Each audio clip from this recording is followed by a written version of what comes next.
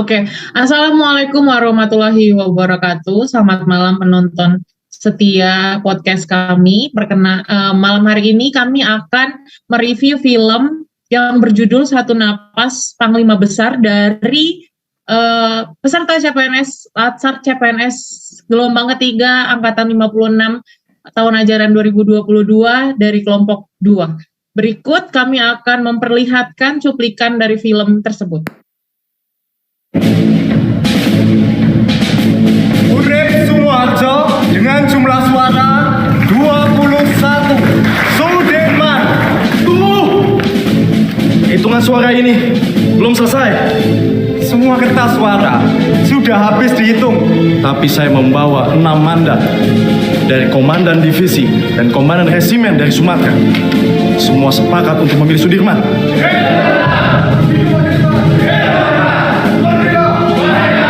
Apabila kabinet Syahrir tidak sependapat dengan kita, maka orang-orang yang tepat menjalankan pemerintahan harus segera menggantinya. Saya tentara. Saya membela pemerintah untuk merdeka 100%. Jika Tuan Malaka mempunyai cara lain, silahkan. Terima kasih.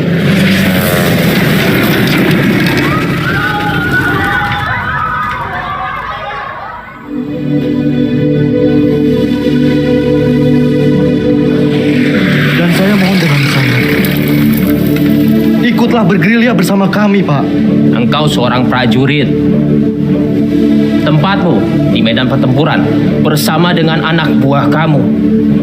Tetapi tempatmu tidak bisa menjadikan tempat pelarian saya. Saya harus tinggal di sini.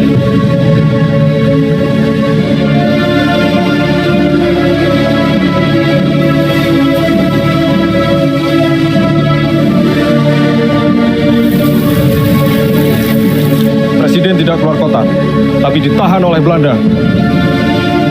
Sukarno is gevangen genomen. Er zijn geen commandotroepen meer aanwezig. En de kleine vrijheidsstrijders hebben wij al in de hand. Het is afgelopen met de Republiek. Tuan-tuan semua kami tangkap. Pemerintahan Republik sudah tidak ada.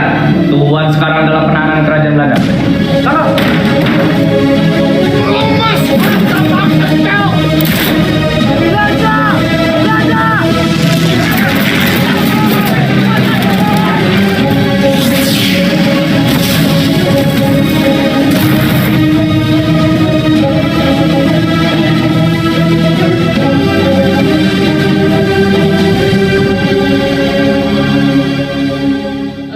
Baik teman-teman, dari film yang tadi kan udah pada nonton semua nih.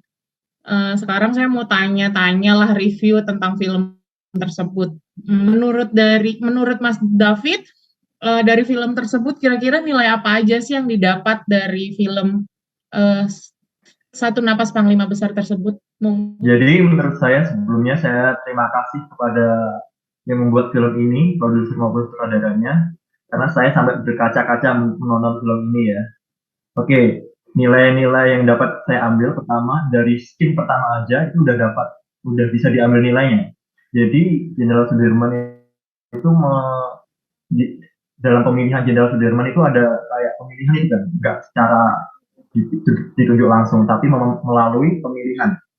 Jadi dalam film itu kita bisa mengambil bahwa Jenderal Sudirman dan atau pada masa itu menjunjung tinggi nilai-nilai demokrasi, gitu ya.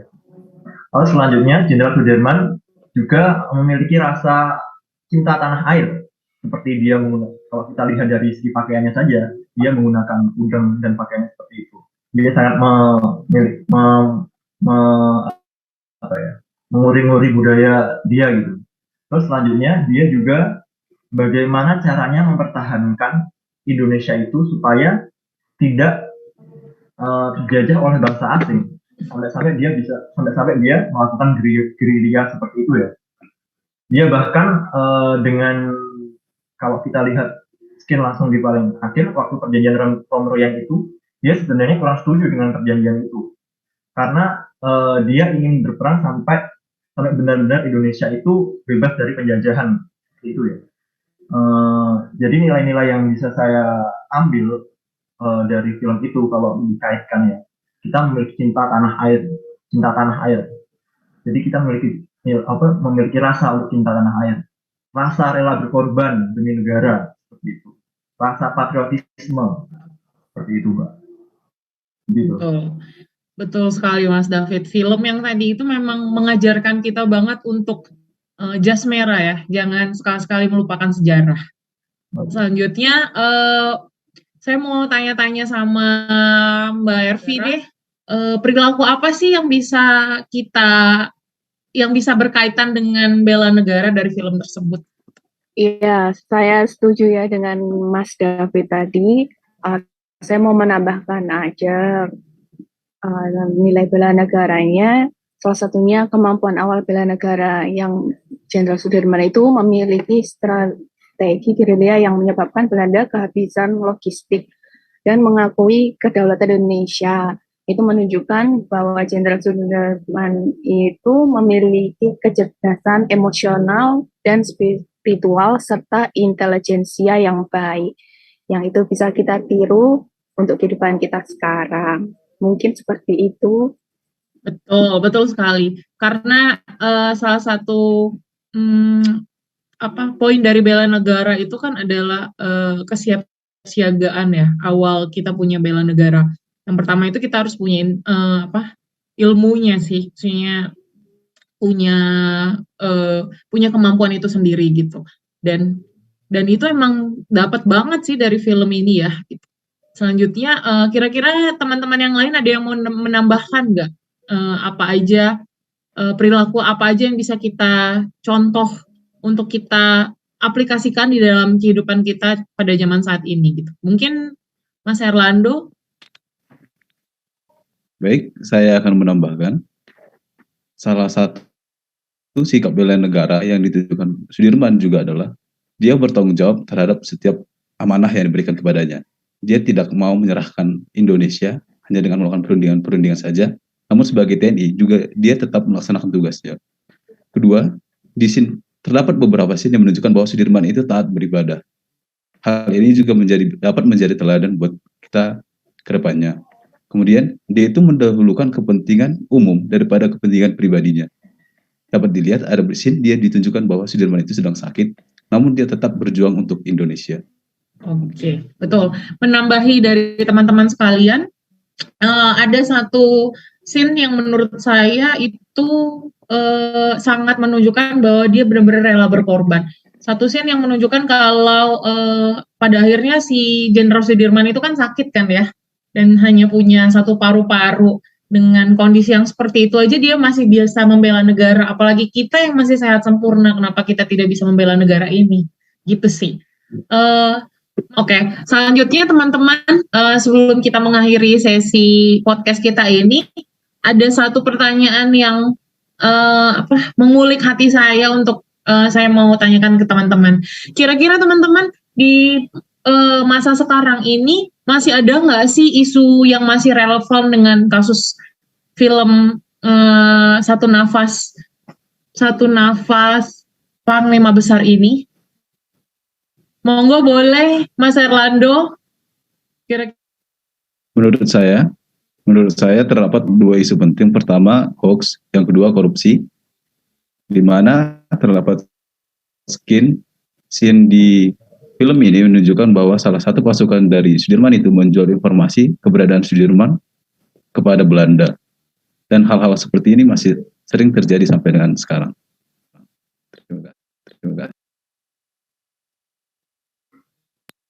Baik, terima kasih Mas Erlando. Benar ya, untuk kasus hoax itu nggak akan, sampai sekarang pun masih ada, susah banget untuk diberantas. Tapi ya, mudah-mudahan kita sebagai generasi penerus bisa memberantas itu. Selanjutnya, Mbak Ervi. Ya, isu yang relevan dengan sekarang, salah satunya yaitu isu narkoba. Saat ini banyak dari muda-mudi kita menggunakan narkoba yang menandakan kurangnya mereka menjaga kesehatan. Kita seharusnya malu terhadap Jenderal Sudirman, meskipun dengan satu paru-paru yang berfungsi, tetapi Jenderal Sudirman tetap semangat melawan penjajah. Mungkin itu yang bisa kita jadikan pelajaran. Oke, benar banget. Thank you ya, Mbak Ervi atas informasi terbaru yang diberikan.